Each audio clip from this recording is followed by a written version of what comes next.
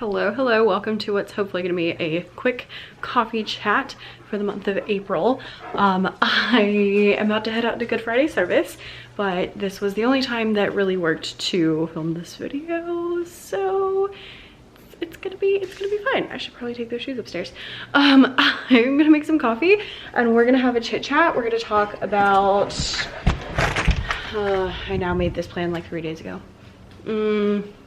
I know we're talking about Pinterest, and I know we're talking about why I didn't take TBT full-time.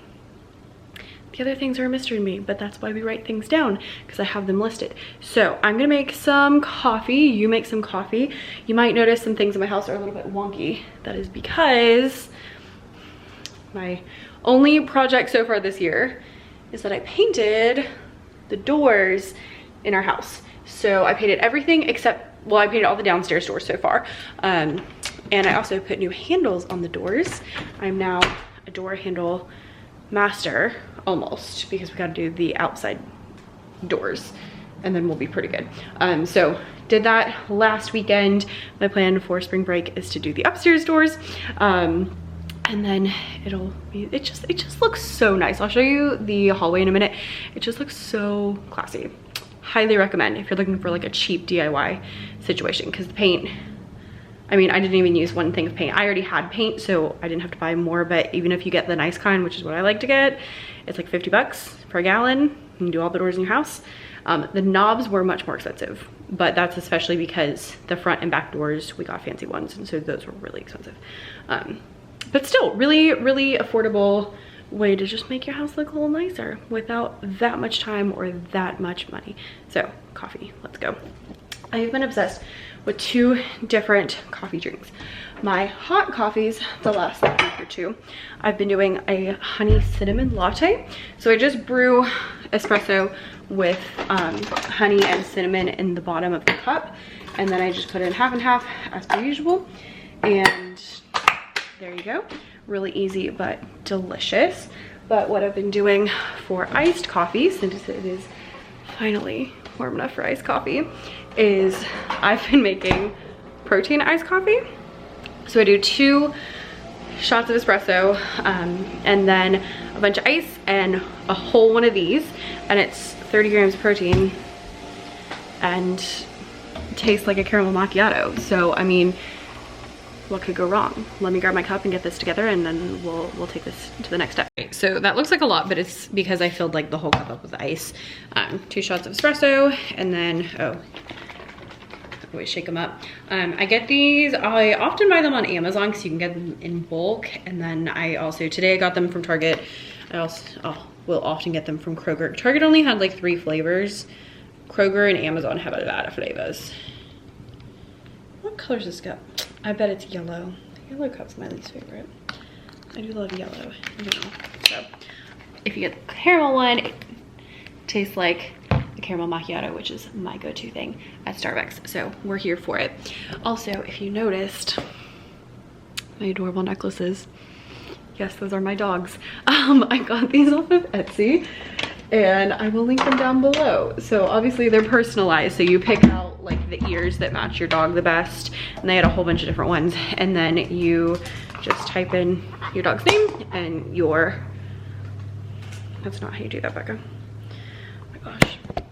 Type in your dog's name and what font you want, and then it just like magically appears in the mail. So I will link it down below. I do really like them. I will say 2 things. One is they're both a little bit longer than I thought they were going to be, because I measured the chain of like some of my necklaces, but there's an extra inch between the dog ears. So that's 1. 2, I have a really hard time getting them on. For some reason, the clasps they use are really difficult for me personally, and that might be a me problem. But I'm ordering off Amazon it's like a necklace stacking situation. So you can hook them on, and then it's like a little magnet. So then I just have to magnet them, and then I can always have both of them, and I don't have to spend 20 minutes trying to figure that out. Anyway, let's get to chatting because I really need to go. So here we go. Look. Ooh. Ignore my drill. Ooh. And my messy room.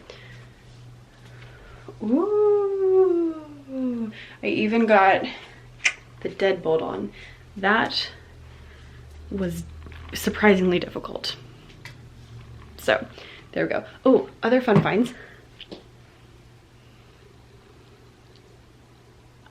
He's so cute. I'm doing Rapunzel on our next Disney trip. So I got him. And then I already have a bag. I haven't used it yet, but this one I've had for a while. And I'm really excited to pull it out.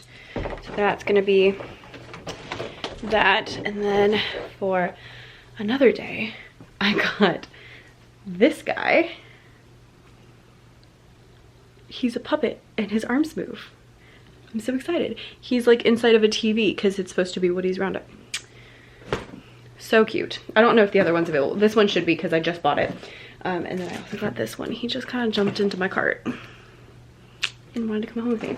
But he was on sale. So, you know, there we go. I'll link all the random Disney things down below and continue. All right, cheers.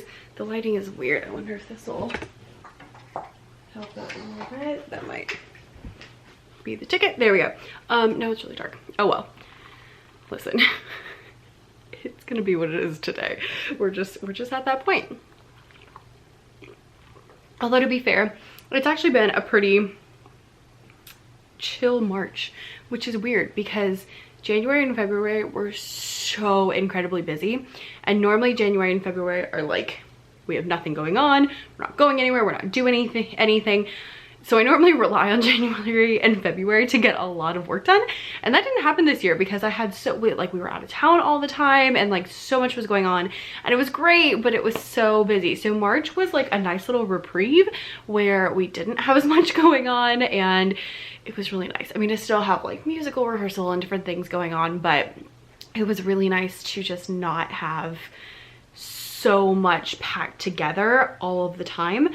And actually be able to like knock some things out. I had a lot of products that I had been working on that I wanted to get up, like a whole little product line situation. And so those are almost all the way up. I've been posting, and I did like 2 posting sessions. I need 1 more posting session. And then I need to go through and add the previews, because when I have a lot of products to make or post, I find it easier to post them with just the cover and the thumbnails and then go back and add the previews and the video previews later, because it just helps me to speed the process up a little bit more. But that's your little free tip for the day. There we go. In March, I did read quite a bit. I read quite a bit. I'm working on 2 fiction books, but I haven't finished either of them as of yet. The 29th. So, I mean, there's time that it could happen. But as of now, I've finished 4 nonfiction books, so that's been interesting. But I read a book called The Fear of Failure. I read that on my Kindle, so I don't have it with me. It was good. It had a lot of really interesting, like self-help kind of situation things in there. I think I highlighted a lot of it on Kindle, so I need to figure out how to export my highlights on Kindle and see that, because there was a lot of like really good stuff in there. It wasn't like the most amazing book I've ever read in my life, but it was all right. After that, I read this one called The Diary of a CEO. As you can see from my tabs, I did find a lot that was really helpful in this one. It's like a collection of, each one's called a collection of laws about life and business and all sorts of things, because really, I mean, once you get into business, you realize that like it's all intertwined. And so much of business is, you know, life and personal growth, and so much of personal growth is business growth, and it just all goes together. But there was a lot of really good takeaways from here. I would say I would have preferred if some of these were more in detail, especially at the beginning. A lot of the ones in the beginning were very short, and I was like, I feel like you could have written multiple chapters on just that one concept. But I've also been told that I talk too long in these videos, so you know, what do I know? The next book I read was so good, and that was Ali Abdaal's Feel Good Productivity. He is a really popular productivity YouTube person, and he does talk about other things as well, but I love his approach to everything because his videos are like really well researched and they're all like data backed. He used to be a doctor, so he's very like into like reading medical journals and things like that, and so it's just a lot it's a nice vibe. I really like it. So his whole, as you can see, I found lots of stuff helpful in this one too. His whole book is about how to have productivity that's not overwhelming and that is sustainable and that is fun, and that's kind of how he approaches everything, which I really like and I need to be better about. I'm like, he talks about, you know, when he started being into productivity and he would like hustle before he realized he needed to, like, you know, do other things. And I feel like I'm on that same journey of like, you know, just work harder and everything will work out. But then you can only do that for so long and then it doesn't work out anymore and you can only work so much harder. So this was really helpful just to go through some different things of trying to make sure that I'm approaching my goals correctly and different ideas for like how to figure out where you're going and what you want to do in your life. I'll probably make a whole video just on this one because it was very good. Then I just read this one called Sorted. I've actually had this book sitting in my closet for like 3 years, and I think, yes, bought it in 2021, so I've had it sitting here for 3 years. And I just finally read it. It's by Gillian Perkins, who is another YouTube person. She has a lot of stuff on how to start a YouTube channel, so if that's something you're interested in, she's a good one to check out. And this is a whole system for how to sort out your stuff and your life so that it's not overwhelming to you. I haven't completely bought in yet, but it is a really interesting read if you want to check that one out. I will link all of those down below as per usual. All right, now that it is going to be April, first of all, I cannot believe it. And I finally figured out what the problem was. I couldn't figure out why I couldn't understand all the time passing. It's because I actually really like my job. And so going to work every day doesn't feel like the end of the world. And it's not as stressful as it used to be. And because it's not as stressful as it used to be, it's more fun and I enjoy it. And so I'm not stressed. And therefore time feels like it's going by much faster because time flies when you don't hate your job. I mean, it's still difficult some days. Like yesterday was not a fun day. It was this day I was supposed to film this and didn't work out because it was not a fun day. But you know, overall I have a lot more fun days than I have not fun days. So it's been working out pretty well for me, and I cannot believe we only have 2 more months of school. Like, that is insane. We have less than 1 quarter. Crazy town. Crazy town. But as we are looking forward, just FYI, personally in my store, I have always found that sales go down in April, down in May, and then basically nothing in June and July. Like, you can count on maybe 5 to 10% of your store is pretty typical. If you have stuff that works over the summer, then maybe you'll have more. Or if you know, cater to a different audience, so, you know, Australian teachers are still in school, then you might have more in that way. But overall, I do find that it goes down and down and then way, way, way down. So do be aware of like, oh, I need to save money for those months when I'm not gonna have money now. Like, you know, think about those kind of things. I try to remind you of that every year. I try to remind myself of that every year also. But someone asked, I always ask for suggestions, and so the next 3 things we're gonna talk about are your suggestions.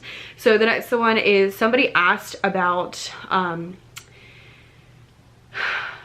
like what your focus should be as far as like making products in the summer months. And I think they actually said, should I work on back to school or year-round stuff? There's not really a perfect answer to that. Basically, you can work on end of the year stuff, you can work on back to the school stuff, or you can work on year-round things like just evergreen stuff that can work any time of the year. And there's not really like a perfect formula for like which one you should do. So like if you don't have any back to school things, I would definitely say get some back to school things in your shop. If you have a couple, then maybe you need more year-round stuff, then go that way. And then some of it's just gonna be what you lean towards. Like, you know, I love seasonal products, so I make seasonal products. Like, that's just a thing that I do.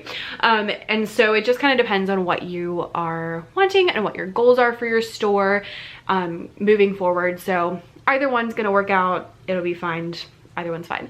Also, if you're looking for like what to work on at different times, definitely check out the freebie that I made last year. I'll link it down below, but it goes through month by month and it talks about things that are kind of trending that month, so different holidays and seasons, as well as things that you might want to work on that month to like get prepared for new months, you know, coming up. So it goes through, and it's not like dated or anything, it's just like month by month, so it's useful every year, and I did that on purpose.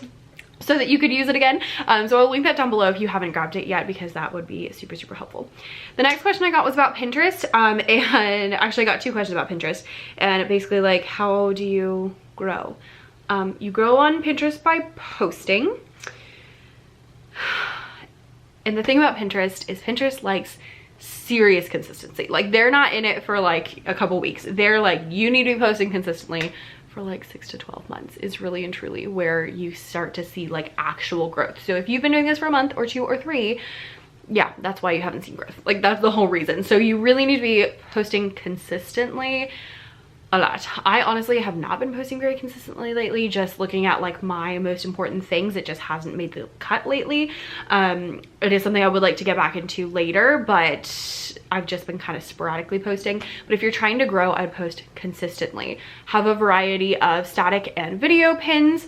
And I personally find that pins that go to my blog always do better than my TPT pins, because I don't own TPT's URL, so it doesn't like categorize the same way. However, Alex from Terrific Selling Tactics just posted a reel the other day that was like showing her top performing pins, and like the top 5 were all ones that went directly to TPT. So it's not that it can't be done, but in general, typically if it goes to your blog, since you own that domain, it does better. Make sure you have lots of keywords in the description, in the title, all that good stuff, because Pinterest is all about search. So that's what you want. That's what you want. And that's about the best I can do on Pinterest right now.